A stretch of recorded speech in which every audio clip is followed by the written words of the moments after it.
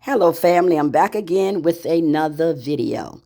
This is a story time video about a lady that I had met about, oh my goodness, it had to be maybe 35 years ago when I was talking to her son. And me and her son, we became very good friends. He was a basketball player. He used to play ball in college. And we met. We met through his sister. And I would, be over at the family's home all the time. And I did not know at the time that his mother and father were getting a divorce. And they were in like maybe their middle 60s. And, he would talk to me about it all the time. And it really broke his heart. It really broke his heart. And it took him through a lot. And then once he got drafted, because he did get drafted to play for a professional basketball team, and he played ball for years and years and years. And I remember he would always give us tickets to the games. And his father still drove a very old truck.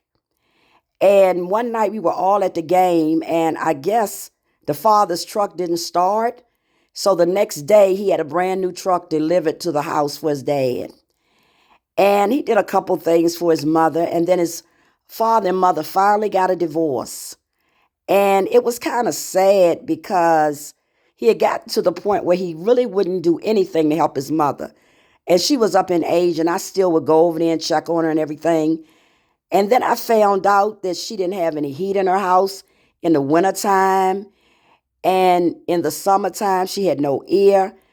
And what I tried to do, family, I tried to get all the assistance that I could possibly get for her because he was determined that he wasn't really going to do anything for her, even though he was running up and down the basketball court, a professional basketball player making millions of dollars. So I took it upon myself to try to help her. I said, well, maybe you can get some senior assistance help. So every time someone would come to the house, she would never let them in. And she just got comfortable living like that, family. So one day it was snowing, and I went past her house and the door was open. And I said, well, maybe she's just, have the door open.